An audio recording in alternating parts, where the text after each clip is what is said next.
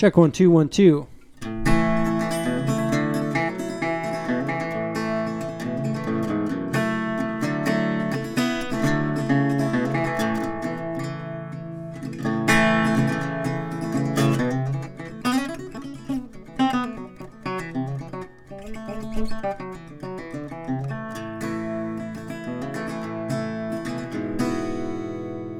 Hello everybody and welcome back for the second time today. So, if you guys weren't here earlier, I thought I might fill you in on why I decided to do a second live stream today. So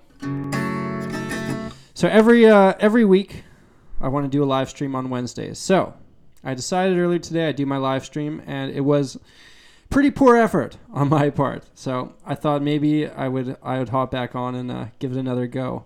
But earlier today, my microphone for my guitar was plugged into the wrong input, so there was no sound.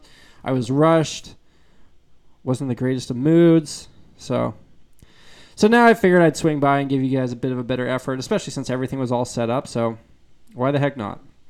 So, guys, welcome back to my live stream. And again, apologies for earlier. I'm going to try to jam out a little bit more today. I got a bit more time, so I can hang with you guys a little bit longer. B King, my gig, yeah, it was fine. It wasn't really a gig. It was the rehearsal for the wedding, so it was just like setting up. People were getting me to make sure that I knew the songs, and it was very, very, very easy. The best part about it was I ate like 15 slices of pizza after, so that's always a major bonus in my life. When gigs provide food, and that's always a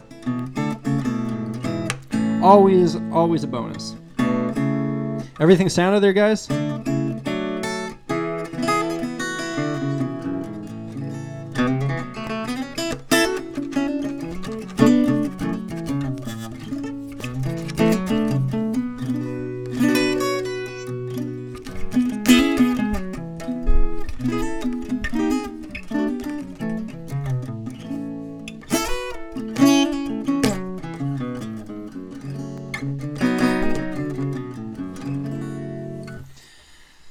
Sean Rodriguez asks, can you play Broken Halos by Chris Stapleton? I haven't heard that one. I like Chris Stapleton a lot. I covered, did you see my cover of Traveler? That was one of my favorite videos that I think I've ever made. But man, did that one take a while. If you haven't seen that one, that one was filmed across all of the U.S. and I shot it in parts of it in Nevada, Arizona, California, Montana, North Dakota, Tennessee. I shot each individual shot in a different state because, the song is called Traveler. And at this time I was doing a fair bit of traveling back and forth around some places, and so I figured I'd shoot a video in these places as well. And then what I did is I made it an interactive music video. And so what you can do is when you're watching this video, you can click on these little split screens and that will become the big screen. Okay? If that makes sense. If you haven't seen the video, check it out. One of my favorites. And you can click on these different parts of this video, and that becomes these little split screens now become the big one. And the way I did this was by putting a YouTube annotation. And what it did was this annotation directed you to another part in the video that would have been the same part of the song. And because of that, I had to make I think there were 10,000 annotations. I put them all in individually, one at a time. It took me a week and a half to do it. It didn't get a ton of views. I think it's got 20,000 views, but to me it was that was one of the videos that I think is one of the coolest ones I've done.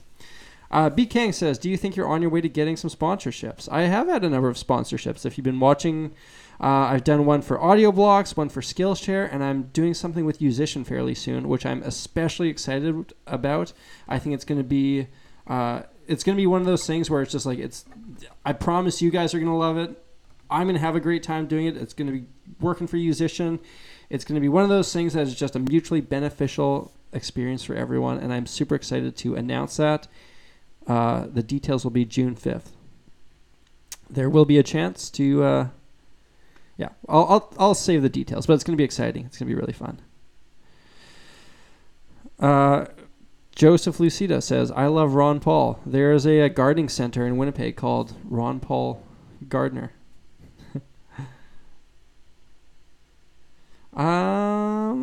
reading some of these comments here. How old am I? I'm 29 years old. 29 years young. What's my favorite cereal? I do not eat cereal. I don't do mornings, and I don't do sweets either. So there's two things that are adding up for me not being a fan of cereal. I don't enjoy sweet stuff. I don't wake up in the morning. My first meal of the day is usually a wrap with like some grilled vegetables and stuff in it. How much money will it take me to shave my beard at a 2-guard? I'm not really sure what a 2-guard is. Is that a... oh, I know what that is. That's the razor. The length. I mean, it would grow back. I've thought about shaving it just to scare you guys, shake it up a little bit. I've done it before. But, yeah, I've done it before, but it's been a little while. I think someone said something about eggs. I love eggs. I eat eggs all the time. Sunny side up, man. Always. I just got here, but I think you're so cool. I think you're so cool, too. 679-650. Josh says, who am I subscribed to? I watch a fair bit of YouTube. The ones that I watch on a regular basis, like the ones that I watch whenever there's a video I watch Philip DeFranco mostly every day, or I guess every day he releases a video. I watch the H3 and the Ethan and Gila vlogs. I watch a lot of Casey Neistat stuff.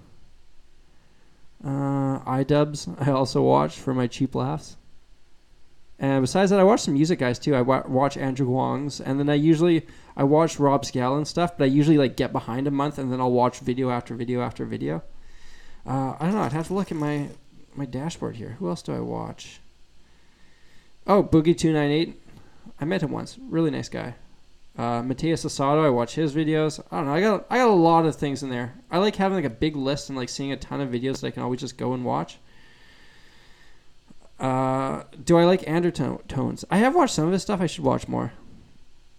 I don't dislike him. I just don't know enough about him.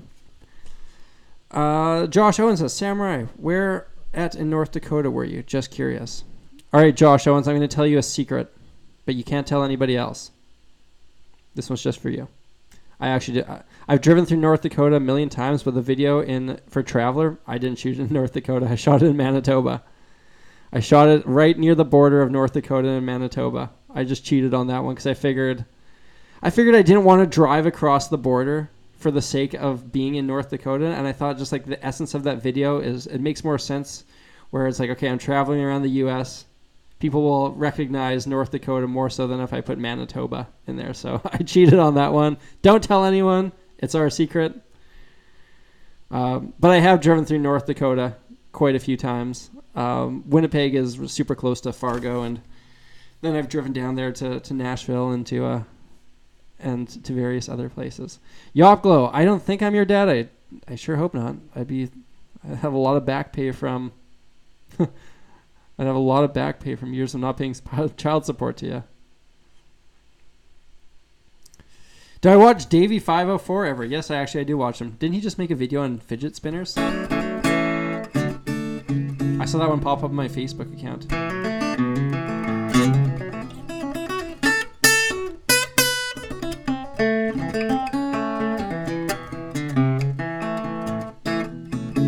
Burnt Gerbil says, what is your favorite guitar chord and why? I've answered this one a couple times, but I'm happy to answer it again. And I don't imagine you guys would see everything I ever say, so I don't mind if you ask questions that I've already answered, and I don't mind responding to them again. My favorite guitar chord, you take an open C, you move it up 2 frets. That right there, it's a D with a 4 and a 9, or I guess an 11, a 2 and a 4. So you have your 1, your 3, and then there's that nice crunch between the 3 and the 11. Then you have your 1, and then you have your 9 on top, and I just love that chord. It's like got dissonance within it. It's just like such a nice, beautiful... Ooh! Dang, love that one. So it is that one. I saw somebody ask about Louisiana. I got to remind you guys that whenever I do these streams, like the chat sucks. I'm reading a chat and I scroll a little bit, then it just like jumps all the way down to the bottom. So I'm going to scroll back up here and see what you were saying. Have I ever been down in Louisiana? Yes, I have. I've driven from Toronto. I lived in Toronto, and when I moved back to Toronto, I drove down to Nashville. And then I was in Nashville, and I was planning on moving back to Winnipeg. I had my whole life in my car. It was just a long detour. Instead of driving from Toronto to Winnipeg, I went Toronto to Nashville. And when I was in Nashville, I was like, you know what? I kind of want to see more of the U.S. when I'm down here with my car. And then I drove all the way down to New Orleans, and I spent 3 days there. Had some fun on Beale Street. Or not Beale Street. I had some fun on... what's that street called? You know what I'm talking about. On that main drag there. And then I went up to Memphis, and then I had some fun on Beale Street, watched the blues bands. Bourbon Street, that's what I'm thinking about. Yeah, got a little... Yeah, had an adventure on Bourbon Street, and then I made my way up to Winnipeg. It was the longest. It took me like 20 days to drive from Toronto to Winnipeg because I took the world's longest detour. But Louisiana, that was super cool. I'd love to come back. I'd love to come back to New Orleans. Jonathan Harvey says, do I watch Jared Dines? Some of his videos pop up. I don't watch him religiously, though. I mean, there's a lot of things out there. Being someone who's not an especially big metal fan, I don't find I really gravitate towards his content, but I've seen a number of his videos. I just don't think I watch them on the regular. Burnt Gerbil, I don't think it was... Okay, I'll tell you a little bit of the story. It's not the best story in the world, to be honest. I got into New Orleans at about midnight. Like I said, I hate mornings, so I never when I do my drives, I end up leaving at noon. And so I left Nashville and I drove to New Orleans, and I got there around midnight. And I'm like, okay, well, I'm going to be here for 2 nights. If I'm going to have a big night, it's got to be this one because tomorrow I've got nothing going on, and then the next night I would be waking up early in the morning to leave.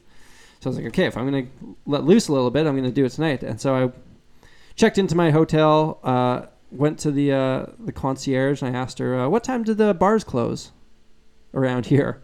And she's like, honey, you're in Nolans. Bars don't close around here. And I was like, oh, that's kind of fun. So I walked down the street.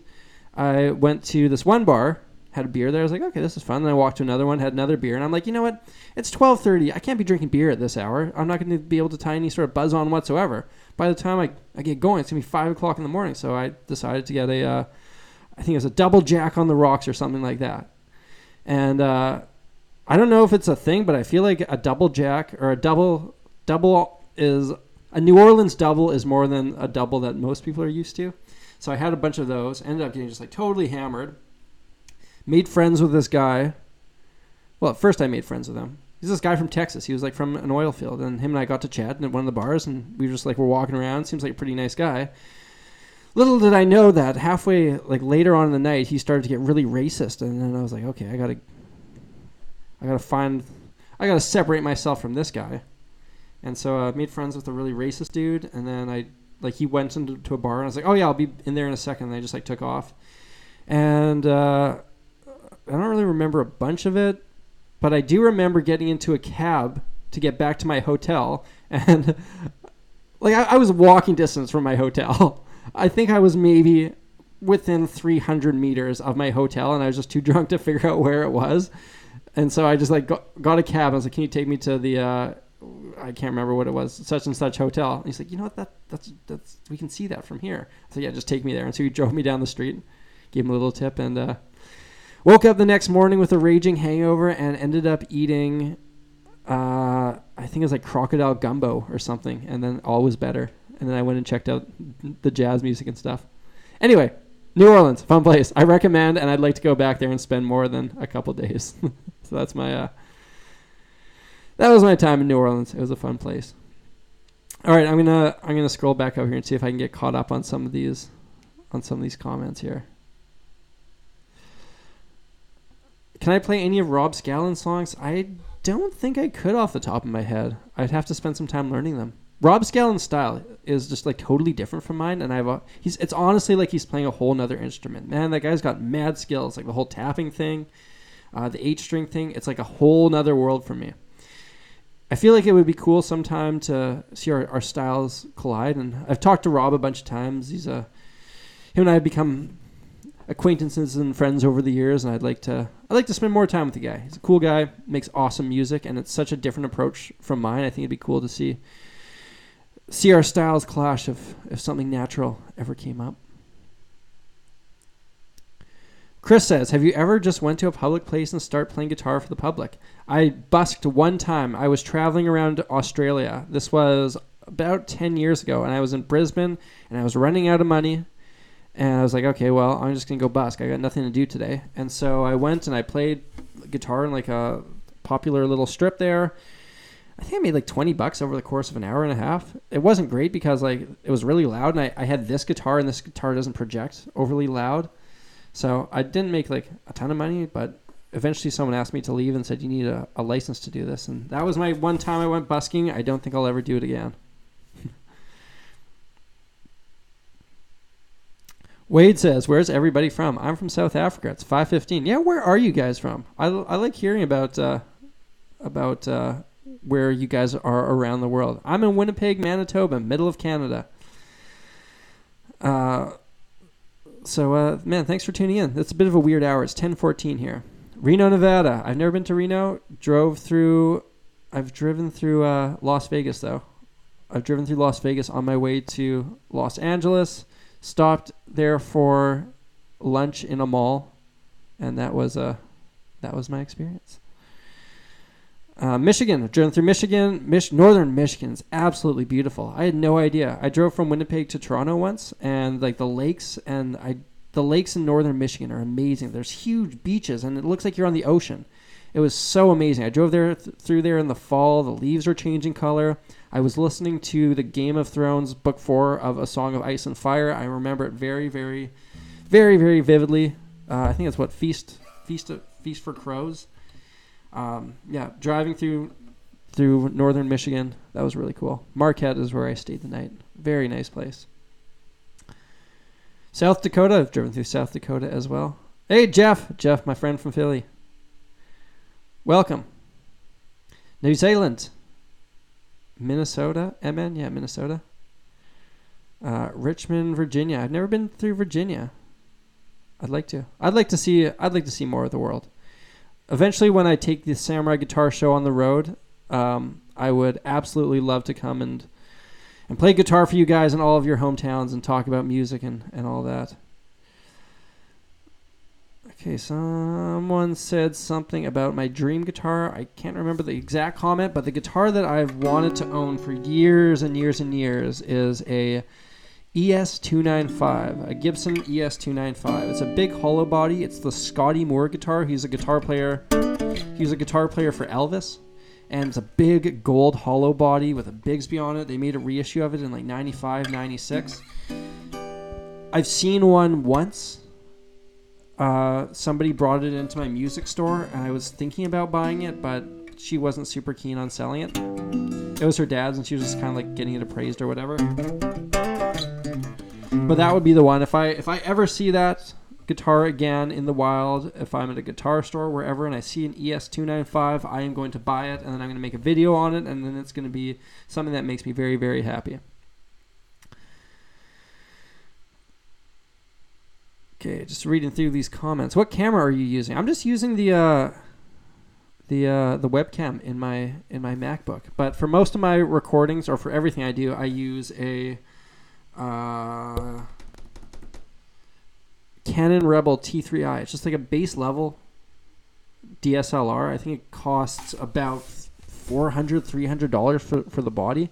And I bought some lens for that, but I don't think you need like a fancy camera to get started. It's just coming up with the idea. The idea will transcend the camera. The camera is just the gear, and all that stuff is supporting whatever ideas you come up with. In the same way, man, this guitar cost $120. It's not a fancy guitar, but it sounds good because I've learned how to play it.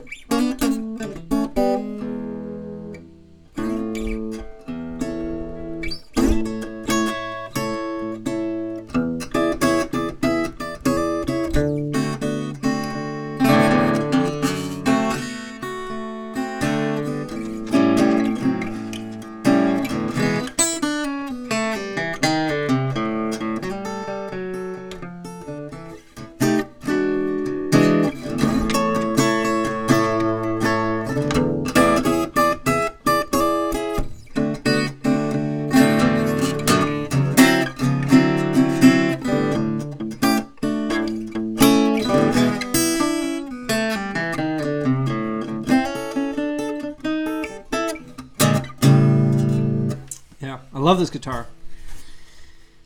It's all about how you make use of whatever gear that you have. But also nice gear is fun too. Yeah, Clemente, you know the song. That's a song called Key. Key from the Highway. Is Key from the Highway? No, Key of the Highway? Key for the Highway? Oh, man. What? The Key for the Highway. I'm looking at the song name right now because that's going to annoy me. Key to the Highway. That's what it is. Yeah, I learned that. I saw Clapton playing, then I knew I had to learn it. And yeah, Key to the Highway. Man. Reading some more of these comments here. I played Here Comes the Sun earlier today. I'm not going to play that one again so soon. Kyle Miller says, are you planning on releasing any more original songs? I definitely would like to. I had so much fun making that song that I did a couple of weeks ago. And it's one of those things where when I first started this whole YouTube thing, it was something that I really wanted to do. I wanted to make original music. In one way or another, but before I thought I could do that, I needed to build up a little bit of a fan base, doing covers and doing stuff like that before anybody would be interested in what I did.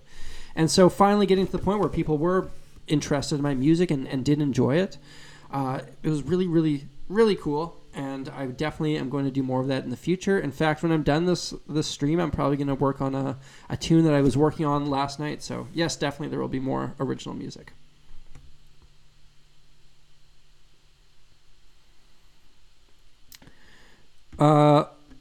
Leandro says, how was your practice? What did you do? It wasn't really a practice. It was more of the wedding rehearsal.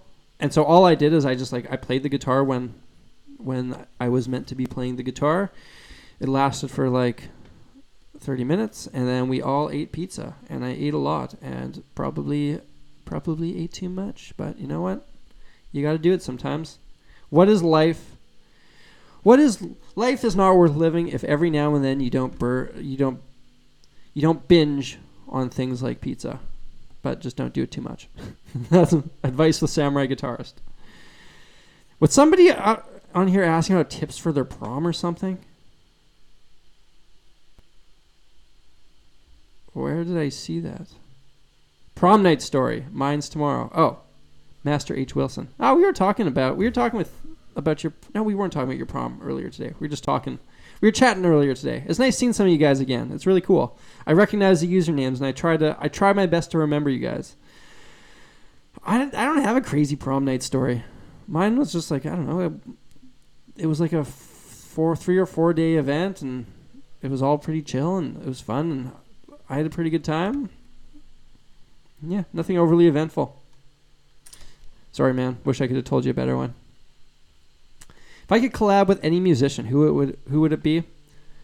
If I could collab with anyone, I would collab with John Mayer. I talk about him all the time. Musically, I just feel like I'm such a huge fan of what he does, and it seems to be the kind of guy that it would be fun to play with. Callan, thank you again so much, man. It's 4:20 in the UK. It's a good job. You're awesome. Thank you so much. And I saw your comment on the Adam Neely video. I told you I watched it. I watched the whole thing. I was thinking about you the entire time. I don't think I can play dueling banjos. Garrett Dallison says. Play dueling banjos.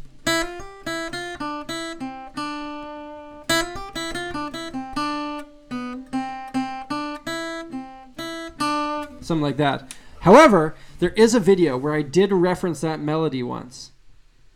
I don't know if I should tell you or if I should get you to go try to find it yourself. In one of my video game covers, one of my big ones, I'm pretty sure, yeah, I did. In one of my video game covers, I referenced dueling banjos. So if you find it, message me or leave me a comment that says, "Hey, I found it." It's one of the video game covers, one of those big ones that I've done.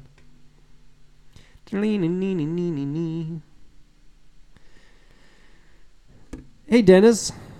Hope you're doing well. Joseph says, "Do you like Bumblefoot?" I feel like I've seen a couple people asking me if I like Bumblefoot. It's if you've been asking, my apologies. I'm not meaning to ignore anyone. There's just a bunch of comments here, and I tried to get around to as many as possible. And so feel free to just keep on asking. Do I like Bumblefoot?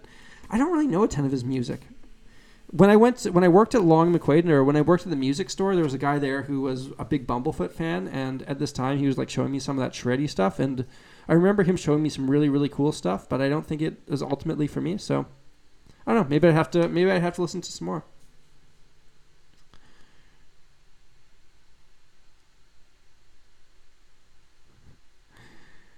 Don't Fear the Reaper, says D Bizgar. That was my first big YouTube video.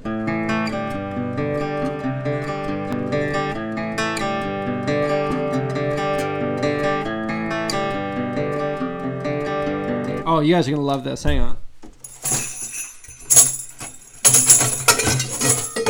Would it really be Don't Fear the Reaper without a little bit of the... Always got to have that cowbell.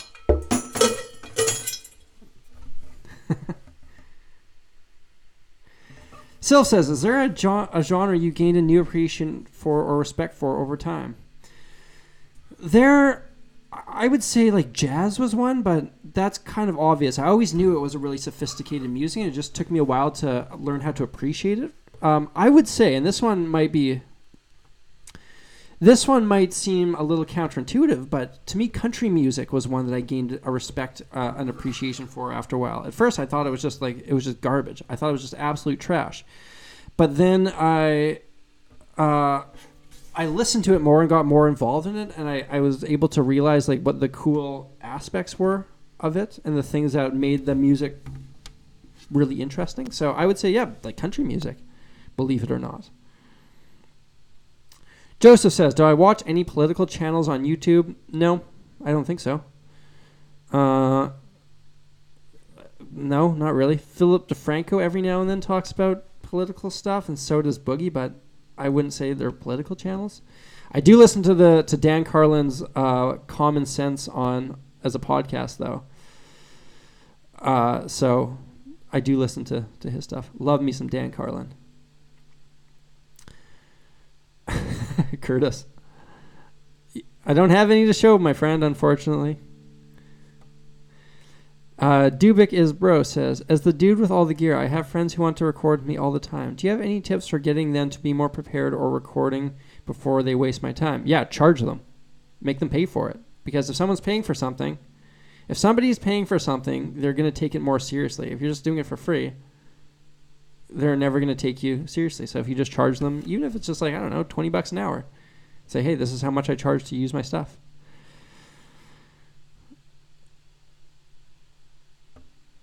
Do I have any favorite women musicians? I'm sure I do. I'd have to think about it. Not in the sense that I don't know many women that I like. It's just it never really occurs to me, oh yeah, this is a female musician or this is a male musician. It's just a musician I like. Joni Mitchell is amazing. Regina Spektor is an incredible songwriter. I really like her stuff. I was really drawn into female singer-songwriters for a while. That was just like kind of my interest. Musically, that drew me in. There's this girl from Australia, and I was just thinking about her recently. Her name is Jess Chalmers, and I remember I bought her CD, and she just had like... I don't even know how I discovered one of her YouTube videos, and I just loved it, and I thought it was just so good. There's, as well... I quite enjoy, what's that band? First Aid Kit. They're kind of a alternative country band from Sweden, I think. They're really cool. I don't know. There's a lot of good stuff. Sarah McLachlan. I've seen Sarah McLachlan in concert, actually. That was pretty funny. The concert was awesome. I like Sarah McLachlan a lot. Building a Mystery. I wonder if I can still play that song.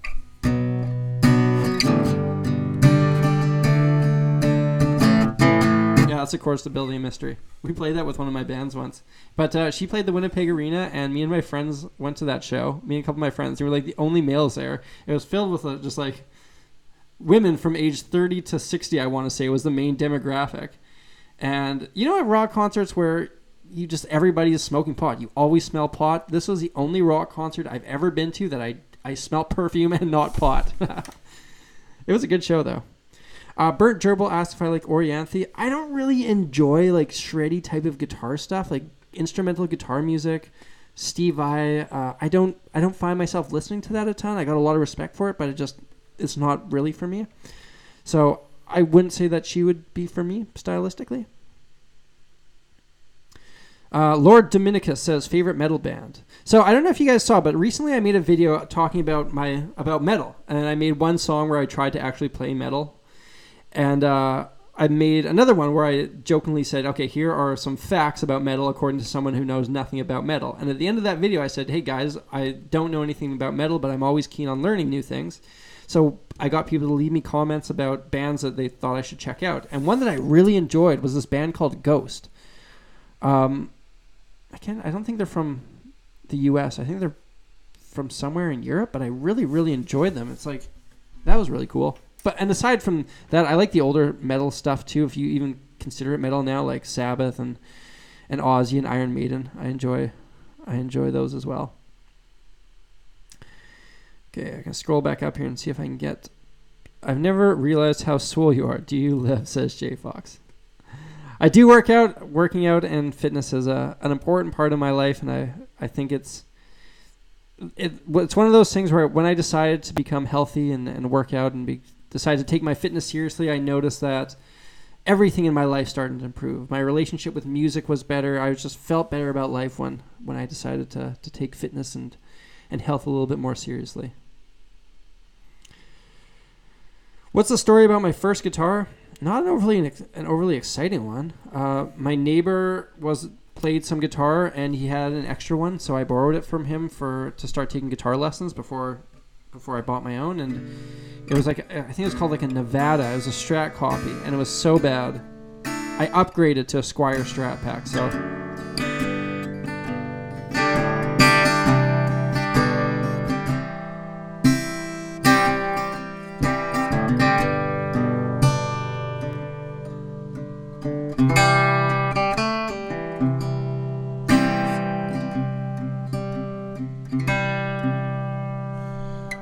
I wonder if I can still play Let It Be. We're about to find out.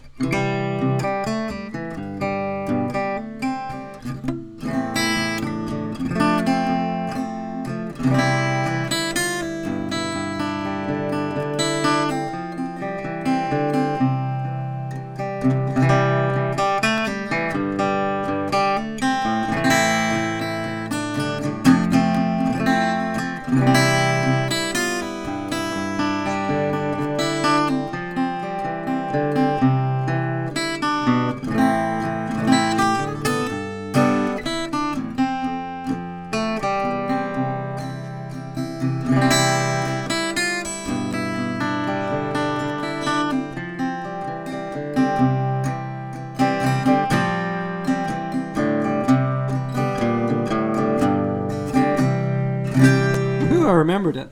That's one of those songs. I haven't played those for years, but I used to play that one all the time, so kind of nice that it's still in the old head there somewhere.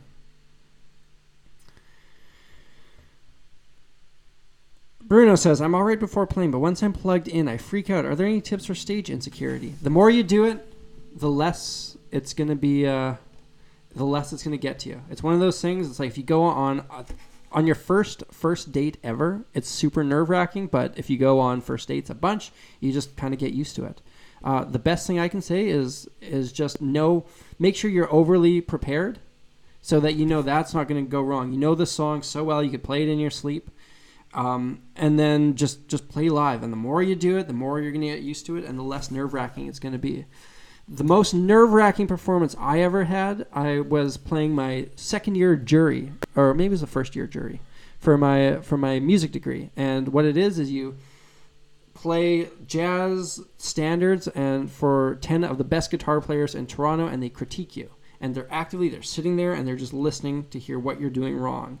And after that, I was like, you know what? Nothing in my life I ever do is going to be more nerve-wracking than that. And to this day, it hasn't been. Okay, scrolling down here to try to get to some more comments. Tips with girls: be yourself, believe in yourself, be yourself. Don't try to impress. People know when someone's trying to put on a front.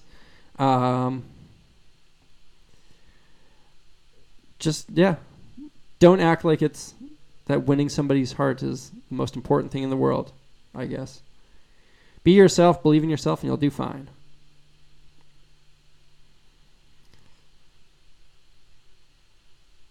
Alright, more comments here. What do I start getting all girls with guitar? I've been playing for 3 years now and nothing yet. Man, I've been playing for 16 years and I don't think I've ever really wooed any girls with my guitar.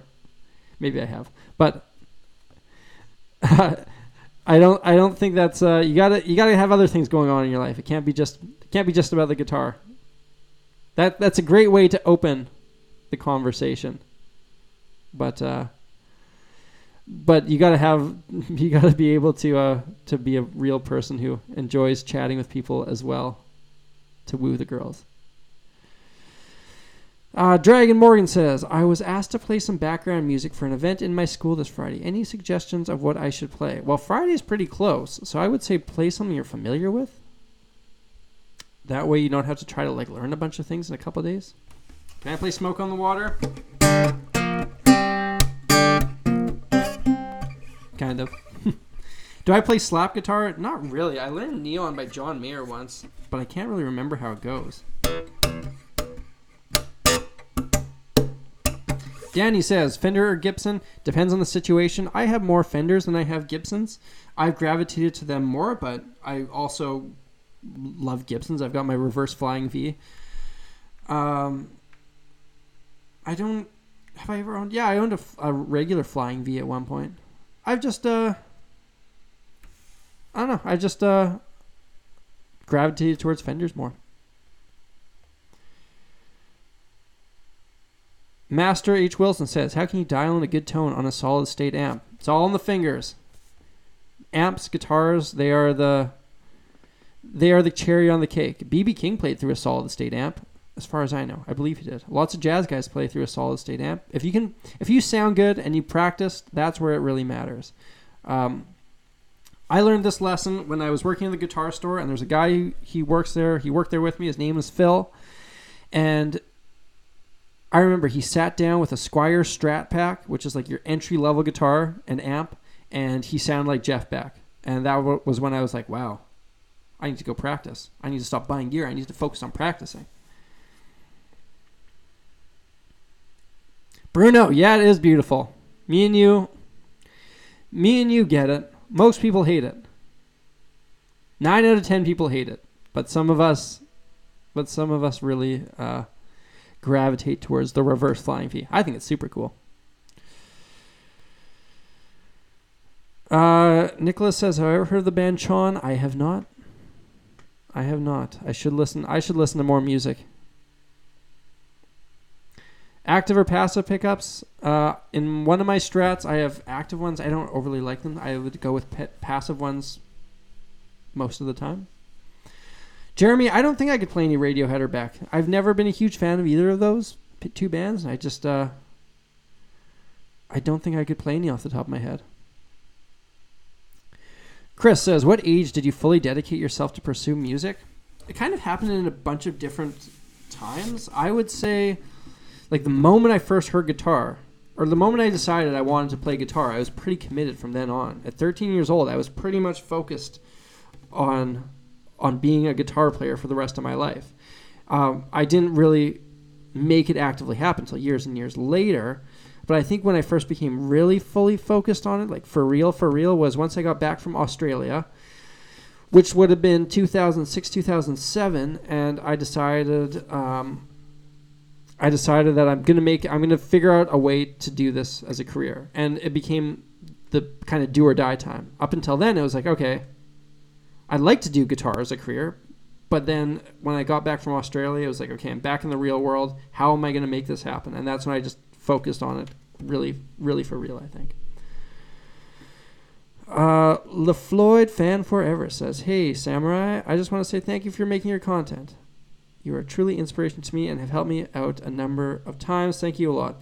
Those kind of comments mean the world to me. I'm so happy that I was able to have that impact on your music, and happy shredding, my friend. Brandon says, do I prefer a pedal board or multi-effects? All about the pedal board. I like having the control of it. I've never really used a multi-effects. I was just like, there's certain pedals that I really like the sound of and I've gravitated towards. And I found, and this is kind of going counter to what I was saying about gear, but I found like that icing on the cake, I like being able to control that icing. I like to be able to have a tube screamer and then realize that's not working for me and go a different direction. And I find having those to me sounds better. I don't know if it makes the biggest difference in the world, but having that customizability of the pedal board to me is works better than having the multi-effects. JP, I feel like maybe a couple people have asked me to play Stop This Train by John Mayer. I can't play it off the top of my head. I'd have to learn that one. I actually have Continuum in my car right now. I went and listened to that for the first time in a while. And man, what a good album that is. Stop This Train is also great. Great song. What pick thickness do I use? I use a 1.5 millimeter Dunlop, the one with the green one with the crocodile on it. Been using them for years. I've tried other ones, but that's the one that I keep on gravitating towards. Any ideas on what to do with a P90 Gibson pickup? Stick it in a guitar and rock out, and if you don't like it, take it out. That's what I would say. Eric says, I think a lot of us have this complex that we need to keep practicing and get good enough to try and do it full time, when really you'll never be good enough if learning for life. That's kind of true, and that's a tough balance to make. And that's something that I really dealt with, this idea of when am I good enough? And for me, I had the privilege of being able to study music in college. And for me, my mindset was, these 4 years that I'm here doing this is the time that I'm practicing. And I'm going to get as good as I possibly can during this time period. And I practiced real hard. I think I was logging like 5 hours every day. And I was telling myself, as soon as this period of time is over, I'm never going to be in the situation to be able to do this again. So at that point, I better be good enough. And that was kind of the motivation to work hard through that period. And since then, I wouldn't say I've necessarily practiced at all since then. And it was just like the harsh reality, you know what, I got to do this one way or another. And the thing is, I'm not the best guitar player in the world. Not even close. I wasn't the best guitar player who graduated from my year. I'm not the best guitar player who graduated from my school. I'm not even the best guitar player of my friends. I know a guy, a German fellow, and he's light years above what I can do on guitar technically, and like as far as like theory and harmony goes. He can play circles around me, but I do my thing, and I know what I can do, and I know what I can do well, and I've catered my style towards that, and people have picked up on that, and I think it's not necessarily about being the best. It's about being the best at being you, which is like kind of sounds like motivational speaker bullshit, but it rings true to me. The same reason why people love John Frusciante. How many people... There's so many more people who would rather listen to John Frusciante than, say, Paul Gilbert. They're both amazing at their instruments. Paul Gilbert's technically better if you want to like look at how fast he can play, but like John Frusciante has his voice, and people gravitate towards that. So find your voice, and you'll figure it out. Yeah, that is some Ty Lopez shit. Clemente, thanks for swinging by, man.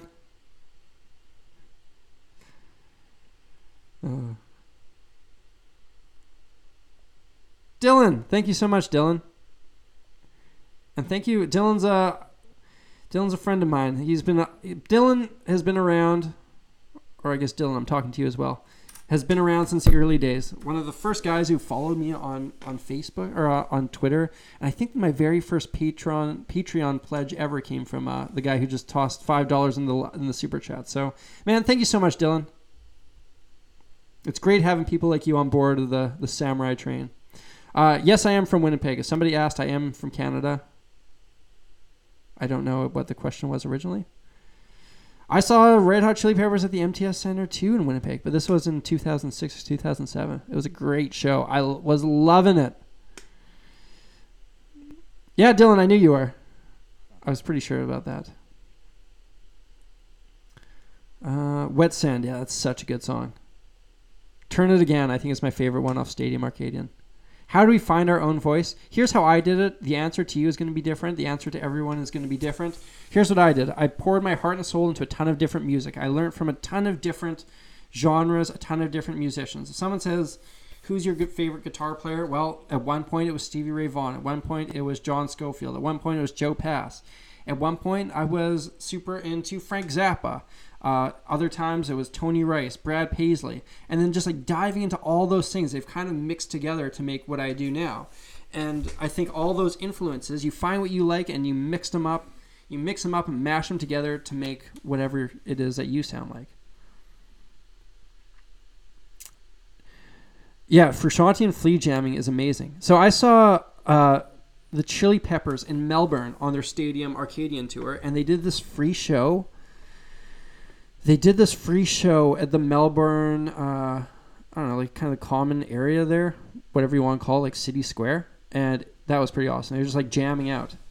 It was Frusciante, Flea was on trumpet, Josh Klinghoffer was playing keyboards and stuff, and Chad Smith, and it was nuts. So cool. Violently Sappy says, how does creativity relate to depression? For me, when I'm not happy and I'm not having a good time in life, music takes a bit of a back seat. I find I need to be in a good mood to be wanting to make music. But then when I've kind of got through those time periods, then I can draw on those more negative things. So I don't know. It's different for everyone. But did someone just say the world's worst band is the Mars Volta? I love the Mars Volta. You crazy, man.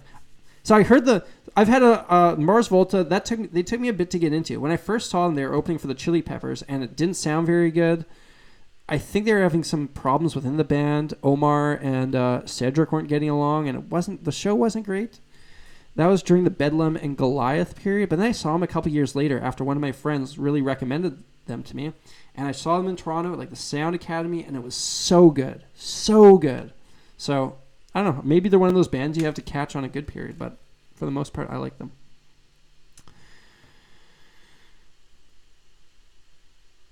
Ever study Robert Johnson and other bluesmen from that era? Yes, I certainly have. A lot of like my fingerstyle stuff is somehow influenced by Robert Johnson, even though a lot of what I've learned is me picking up Robert Johnson covers, like learning from Eric Johnson playing. Eric Clapton playing Robert Johnson stuff.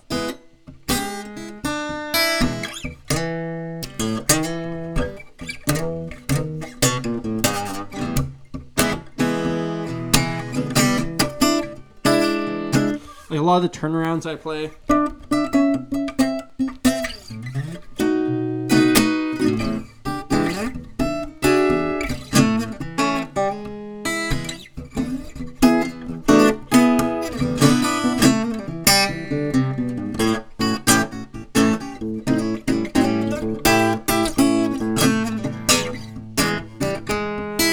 Like what I'm doing is not by no means like straight up Robert Johnson, but I think like there's aspects of that in there. Who I really like Leadbelly from that era. Sun House is super cool. I studied a lot of the blues stuff, and I love that kind of music. That was one of those first types of music that really, really connected with me in a little bit of a deeper way.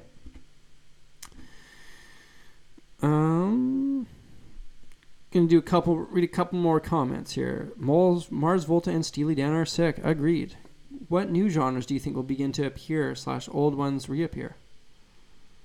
I don't know. I'm a little disconnected in certain ways. I like how the blues is reappearing in a lot of ways. You got guys like Shaky Graves, July Talk, the Black Keys. Like there's elements of the blues that I hear on the radio more than I used to, or at least on like kind of newer rock radio, and I think that's really great. I don't know. It's hard to say. If there's an audience for it, there will always be something. If people can connect with it, and the great thing about the world we live in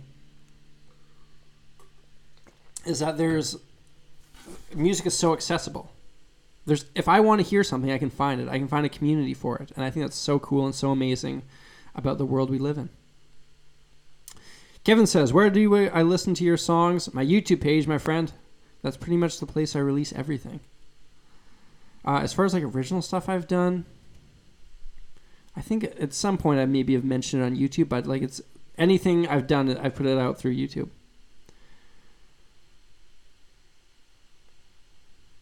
Randall says, "You know the Goods. Is that a band, the Goods, or is that like a secret question that somebody asks when they're? It sounds like something that someone asks when they're buying drugs from someone. Hey man, you know the Goods? Yeah, I know the Goods. Just over this way. Come get the Goods. If they're a band, I don't know it."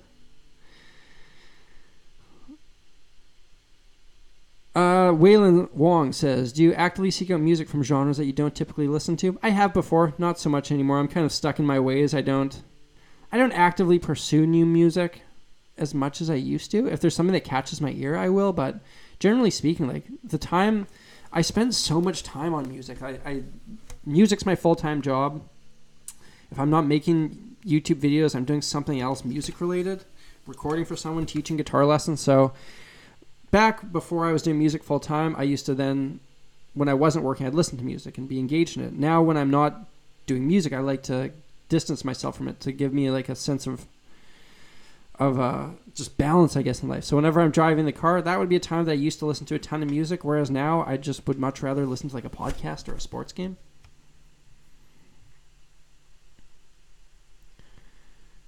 All right. Randall. Well, I'm not super in touch with the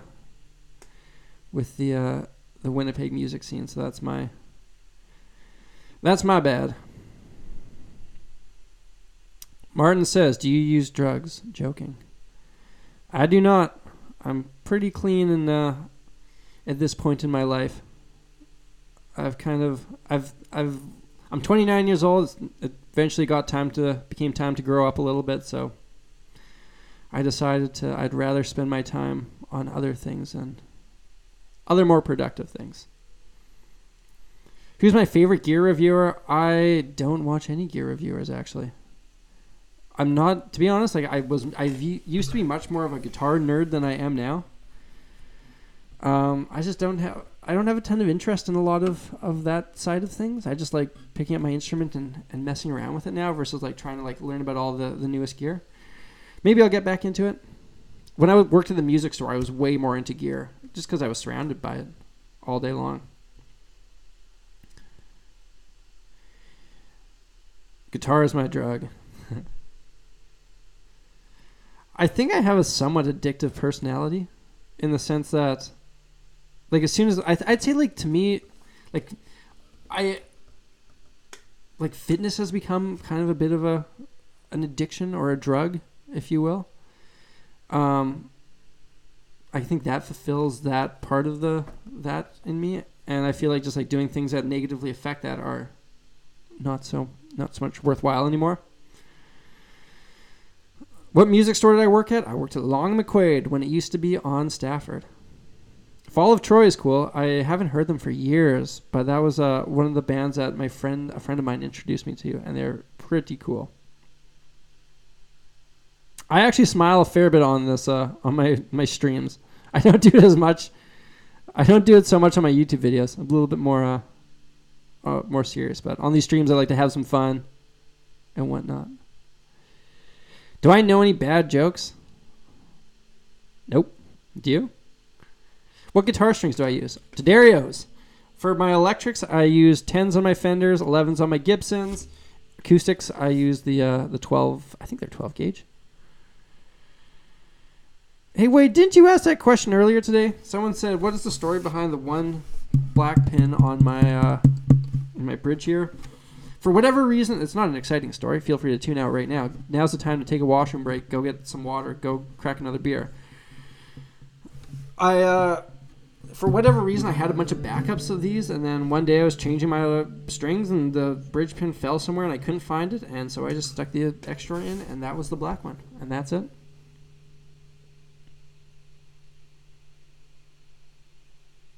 Do I think the electric guitar is dying in the mainstream? 100%, most certainly I do. When was the last time there was an electric guitar on a mainstream radio hit? Featured on a mainstream radio hit. I think it's pretty rare. Of course, there are a lot of places where you can hear guitar play it. You can hear guitar in metal. You can hear guitar in country. That would kind of be the place where you hear guitar solos, but like, I can't think of the last time I heard a guitar solo on pop radio. But that doesn't mean that the guitar is dying. It just means that it's not so much there at the moment. Anyway, that's just my opinion on that. Yeah, but John Mayer isn't on mainstream radio anymore. John Mayer was mainstream when he came out with Your Body's a Wonderland. That song is 13 years old. We're a long way away from that.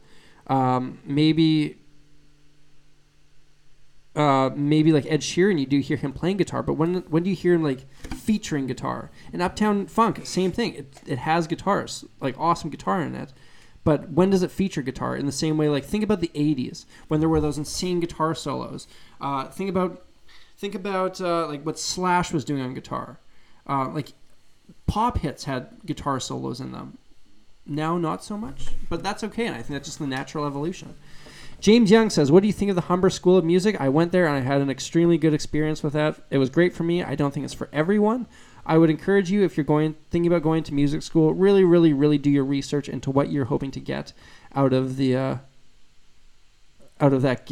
going to music school.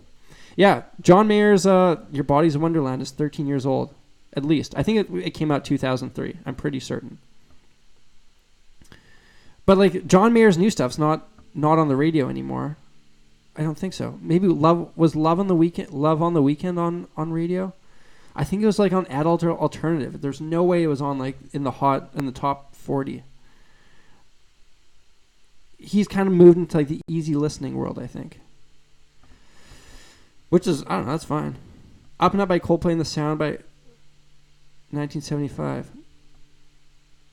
Yeah, maybe I would have to hear those songs. When I say feature, maybe I'm defining things differently. When I say feature, I'm thinking about like not necessarily just like one guitar part where it's like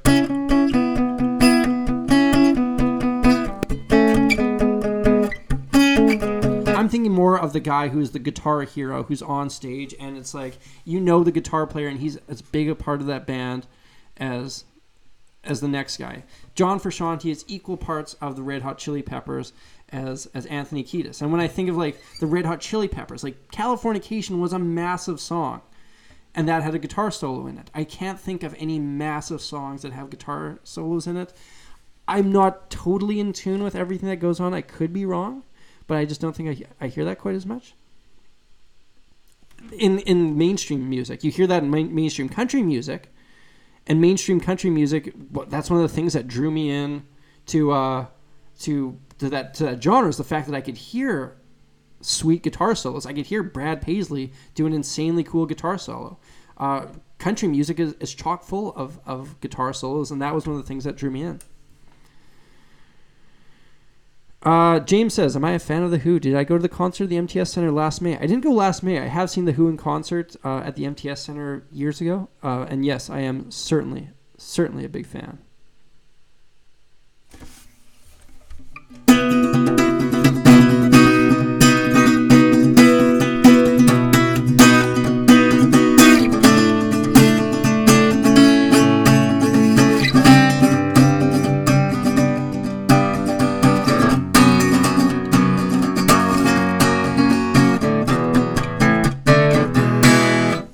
Little Pinball Wizard.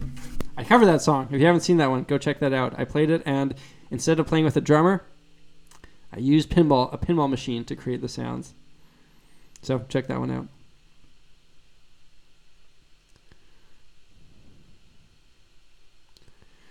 What's my opinion on John Mayer's Born and Raised?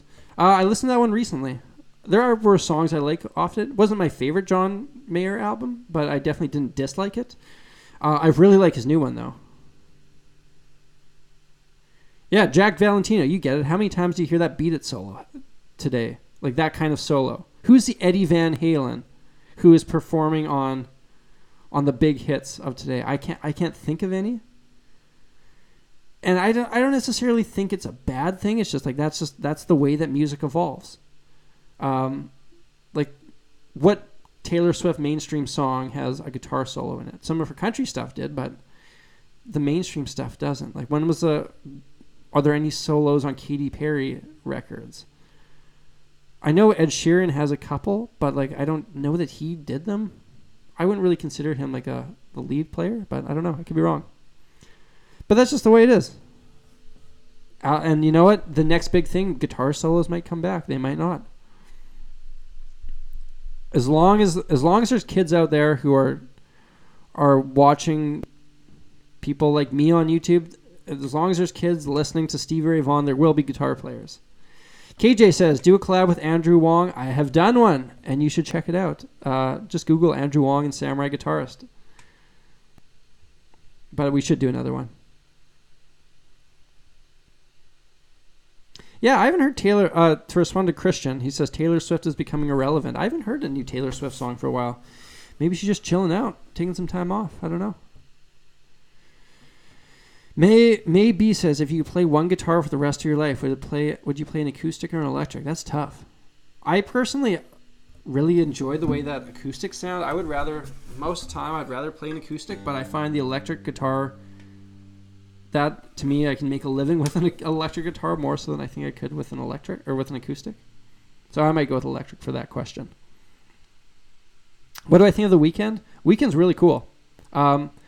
I did a cover of Starboy. That's a really sweet song, and I love that recent one that he did with Daft Punk. I Feel It Coming, I believe is the name of that one. So funny story. So The Weeknd is from Toronto, and that's where I did my schooling. And at one point, before he was fairly popular, he did a casting call for guitar players. And I'm pretty sure I sent in a song or two saying, hey, man, I would love to come in and audition for your band. Never got the call back, but that's that story. Not that great a one. Yes. The world does need more cowbell. All right, reading more of these comments here. Andrew is a lad. I like that. Andrew is a lad. You're a lad. Is that a compliment? I hope so. Andrew's a great guy. Guys, I'm going to wrap this up fairly soon. Just letting you know. Curtis, thanks for following me on Twitter. I recognize your name. I believe it's Twitter, right? I try my best to read every single comment that you guys send me across social media. So I do recognize you lot, and so I've seen Curtis like some of my tweets now and then. And so Curtis, big ups, man. What do you think of Canadian stereotypes? I like them. I think they're funny. You got to be able to laugh at them. There's a lot of truth behind some of them. The fact that we're all polite, I think that's funny because I think there is politeness, but it's a thin layer of politeness. And I think if you're a Canadian, you'll understand what I mean. It's not that everyone's super nice or anything. There's just a level of politeness, but it's easy to get behind that, especially if you go play hockey with somebody. As far as people who say "a," we absolutely do. I've made an effort not to because I noticed myself doing it, and I didn't want to make it seem like that was part of a gimmick on my YouTube channel or anything. So I've tried to make an effort to say things like "about" versus "about," which is how a lot of Canadians say that word. There's a lot of truth to the stereotypes. A lot of truth to them is all I will say. One of my favorite Canadian stereotypes is that we all like hockey, because we definitely do. Just reading these comments here. Am I a real samurai? The samurai haven't actually existed since the end of, when the Meiji era began or something? I used to know my history about this a little bit more. So no, I'm not actually a real samurai. But according to my grandfather, we are a descendant of a samurai clan. And actually, I'm trying to look for my logo. If you know the logo that I always use, it's in the corner right now, at the corner of this live screen, that little circle with the two lines in it, that is the family crest, and that would have been used at one point by the samurai in our distant past. Apparently, I don't know if it's totally true. Sean Lowry says, as they say in Canada, peace out, which is a joke from Rick and Morty. It depends on where you're from. Canadians, I will give it to you. Canadians say we do our O's differently. We do our O's weird, but not everyone says oot. There are people, and they're the people who live in Toronto or near Toronto, north of Toronto. They straight up say oot, and they say a boot. The first time I ever met one of them, I was down in Nashville writing some music, and we were at my other Canadian buddy's place, and he was like, hey, one of my friends is coming over, and we're going to do some writing. I was like, okay, cool. And so he walks in, and he starts saying a boot. And I'm like, okay, are you joking? Are you making fun of the fact that we're all Canadians here? What's going on? But that's just straight up how he said it. And then the people in Toronto, they do O's differently. They go like oat. They like kind of like swallow their O's. And then in Winnipeg, people say oat, like as an O-A-T is how someone would say about. They'd say a boat, like a boat, like that thing that floats through the water. I've tried to make an effort not to do it, to say more of about, which is kind of the more Americanized way. But I don't know. You guys can probably still hear some of my accent. Have I ever been to the States? I've been to the States so many times. I go to LA usually twice a year. I've been to Nashville a bunch. I've been to New York. I've been to Florida. I've been to New Orleans, Memphis. There's a lot of places in the States that I have been to. And that's the way the news goes. Bye, Ace. Thanks for swinging by, man. Ever tried a new standard tuning? What's the new standard tuning? The only tunings I ever use are standard tuning as well as like open E. Whenever I'm playing slide, that's what I'll use. James says, which guitar stores are your favorite here in Winnipeg? I only shop at Long McQuaid. The fact that I work there means that I know a lot of people there, which makes it kind of like I go there and hang out with my friends who I know. It's not so much a shopping experience, just like hanging out with my buddies. And so, yeah, Long McQuaid is that's my place where I do all my shopping. Was there a band that just got started on here? I see people saying they're going to message each other. I hope so. That would be super cool. When you guys get rich and famous, please remember me. Oh, 432 tuning. That's when you tune. Oh, no. I think you guys are both talking about two different things. New standard tuning. Robin Fripp invented this thing where he tunes his guitar differently. I think maybe it's all in perfect fifths. I'm not totally sure what it is, so I don't think I could comment on it. And then there's another thing where certain rock records, and there's like one rock producer, and he will tune everything to 432. 440 means that your A rings out at 440 hertz. 432 means it's just like a little bit flat, and everything's a little bit flat. It's like in between an A flat and an A is what they tune everything to. I can't remember the reason for it. I've heard of some stuff, and some of it just seems like nonsense. Like something like the Earth's internal frequency is like something like 432. And so if you do your music at that, it rings out a little bit more. I don't know. I've noticed that when like there's been cover gigs I do, and I'll notice that certain songs just aren't in tune. And so you'll have to tune it to like 432 to get in tune with that song. And every now and then you find one. It's kind of weird.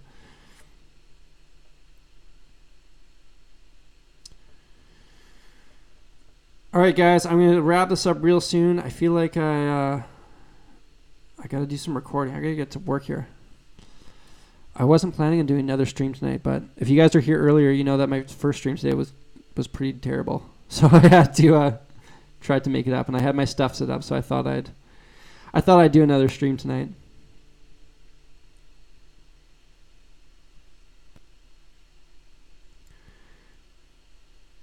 Just wanted to throw out that after your video about the death of guitar gods, you genuinely became one to me. The emotion when you play, the arrangements, you're my Jimmy Page. Man, Blue Jay, that kind of thing, it's very humbling, and it means so much to me, and don't ever think I don't take all those kind of comments to heart, and they are very, very truly inspiring, and it means so much. It means so much to me that people like you enjoy what I do. I've made a lot of music in my life that nobody cared about, so now that I'm fortunate enough to be in a place where people actually listen to my music and like what I do and leave me comments like that, it's so cool, and it means a lot to me. Brandon, thank you for swinging by. Shreveport, Louisiana. If I ever swing by, I'm going to do, at some point in my life, I'm going to be doing like clinics around the U.S., and I'm going to make sure I come to as many of your hometowns as possible. Pranav B, do another stream sometime. I certainly will. I hope to do one every Wednesday. Kenny says, how was my gig? It was pretty good. It was pretty easy. Just like played some stuff for the wedding, and then ate roughly 15 pieces of pizza and had to reevaluate my life a little bit. What do I like? What do I think about Jack White? I've never gotten totally into his music, but whenever I hear stuff on the radio, I always listen to it. I think he's great at what he does. A lot of respect for him. Yeah, Burnt Gerbil says the first few AC/DC albums tuned a quarter step flat. Maybe that's what I'm thinking of, but I remember like learning some of those songs for a gig and just being frustrated that I had to tune down to some weird tuning every single time. All right, guys, let's couple more questions, and I'm going to play something for you, and then I'm going to shut her down for the evening. Thanks, Burnt Gerbil. Greetings from Finland, says Damn Koala. So let me tell you about Finland. Winnipeggers and Finland have a very nice relationship because two of the greatest athletes that ever played for the Jets came from Finland. Teemu Selanne, Uncle Teemu, my first childhood hero, as well as second coming of Teemu Selanne, Patrick Laine, also from Finland. So big fan of Finland. All right, guys. I'm going to wrap this up. I'm going to play something for you. I'm trying to think about what I'm going to play for you. I don't know what it's going to be. I'm trying to think about what songs I haven't played on here. Maybe I'll just like make something up. Let's see.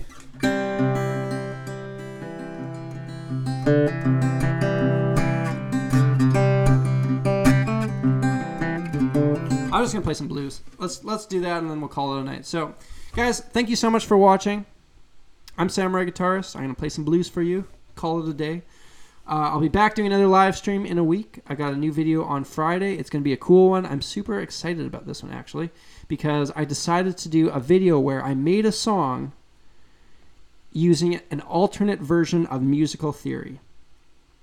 So, based on all the musical theory we know, that's kind of what that's why that sounds good. So I decided to throw theory out the window and make a crazy song, and you'll see it on Friday. All right, here we go. I'm gonna play some blues. Call it a night.